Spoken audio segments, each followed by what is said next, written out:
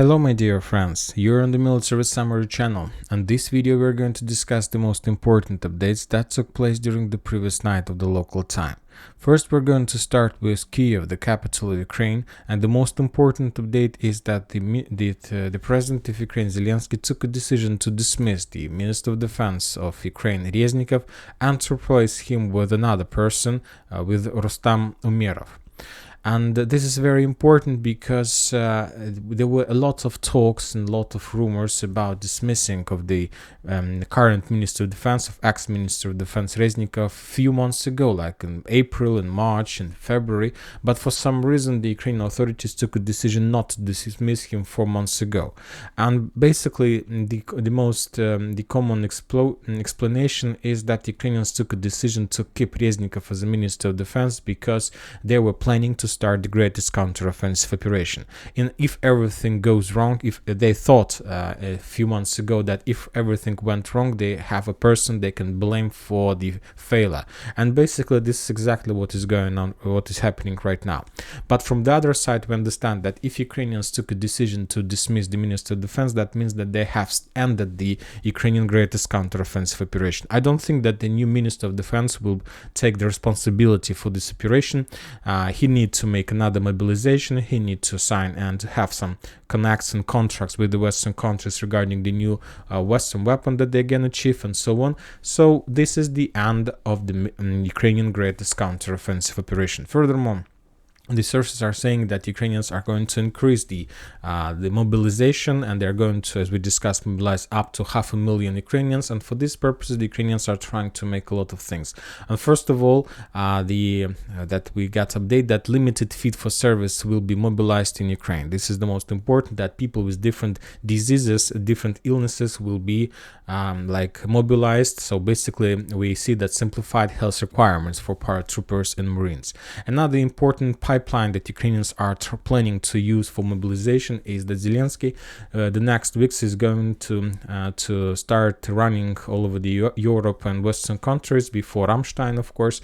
And the main purpose and the main goal of his upcoming visits is to force and to ask the Western countries, Western authorities, to send back the Ukrainians to the territory of Ukraine. We're talking about the man population from 25 till 55 years old. So basically, he has a lot of pipelines, a lot of reserves, how to complete successful mobilization and to prepare his army before the military campaign of 2025.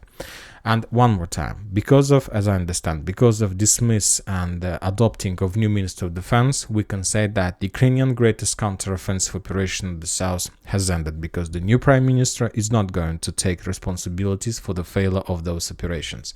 Another important updates are coming from the Black Sea. The Minister of Defense of Russian Federation reported that Ukrainians during the previous night made another attempt to cross the Black Sea and to attack the Russians in Crimea, in the western part of Crimea. The Russians reported that for those purposes, the Ukrainians were using 4 boats of production of United States of America, Willard C-4s. Those boats were destroyed with the Marines on board.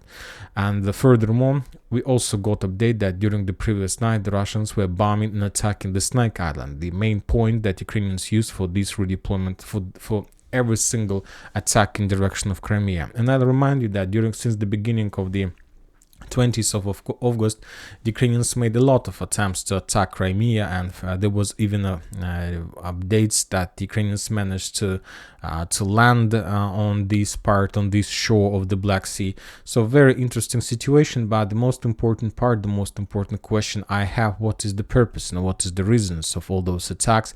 Because if you attack, if you send people, if you send well-trained soldiers who were trained by the Western countries, that means that you have some goals, and you know that they can achieve, and you know that you can show something to the Russians. And basically, all these attempts are made for one purpose: to establish control over at least the western part of Crimea, so over this territory. And you know that you can hold this territory for sure. You can establish rotation, you can establish supply and support roads, and you can have weapon that you can use to shut down every single Russian aircraft that will try to bomb this territory with using the different type types of bombs. Very interesting situation. Another important update is that the Russians, since the beginning of the special military operation, for the first time used the Su-34 aircraft to attack the territory of Ukraine with the Kinzhal missiles.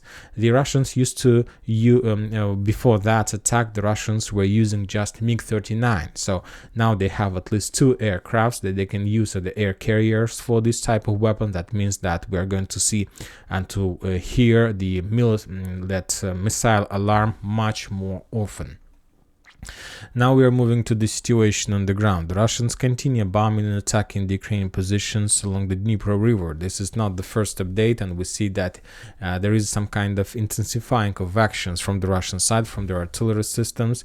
The Russians, yesterday we discussed the usage of the guided bombs along the Dnipro River in the vicinity of Kakhovka Dam. Today we see the same situation, but in the vicinity of Kherson. Furthermore, when talking about the Zaporozhye area, as we discussed, because of dismissal of the ex-Minister of Defense and adopting new one, we see that there are going to be some kind of reduce of activity of the Ukrainians before the next plan, before the next wave attempt. For today, we got some updates regarding the bombing and shelling of Ukrainian positions in Kamyansk, and this is very important update because this video will, based on this video, we will adjust the territory of Russian control, because basically we see that Ukrainians somehow, as a result of some operation, managed to establish control also over this part of this foothold that located in the vicinity of Kamyansk. When talking about Vremivka, Zaporozhye, there are no changes, just artillery duels and drone stuff, drone attacks and so on. Nothing important. Very interesting updates are coming from Mariinka. The second day in a row, the Russians published the video of Russian tanks who are driving in the western part of the settlement, which confirms that as a result of fierce clashes that took place during the previous days, the Russians somehow managed to force the Ukrainians not just to step back from the settlement, but also to establish 100% control over this territory. This is another video that we got today from the western part of Mariinka. As you can see, the video shows almost the edge positions of the settlement, and that the Russian tank moved further to the west in direction of Kurakhova. So very interesting situation, and one more time, probably, and there are very high chances that at least the southern part of Mariinka, that located above the Mariinka Sea, is under complete Russian control. If we got more details, more updates, we will adjust the map and we will show that Mariinka is currently under complete Russian control. More updates are coming from Klishevka, Bakhmut area. Today the Russian sources finished the calculations of losses of Ukrainian forces. Significant number of armored vehicles and tanks were destroyed during the Ukrainians' attempt to return control or to capture Andreevka. The Russians from their side continue bombing and attacking the Ukrainian positions in the hill 205.7 and in the forest that located on the west of the settlement. Ukrainians have significant losses, and Ukrainians, one more time, currently don't have possibilities to complete the clearing operation of entire Klishevka. We see some intensifying of actions between the square between Bogdanovka, Hromova, Yagidne, Berkhovka. The Russians made a series of drone strikes against the Ukrainian positions among the railways and trenches and the forest lines in this area, and the Ukrainians from their side destroyed few ammo depots on the same direction in the vicinity of Yagidne. So we see that currently there is some kind of drone strike artillery preparation, and probably the next few days we're going to see something like reconnaissance and force in this direction as well. And that's it for today. Military Summary channel reminds you to condemn any violence in the world. Thank you for watching. Subscribe to my channel, put your likes, join my Patreon, and have a good day. Bye bye.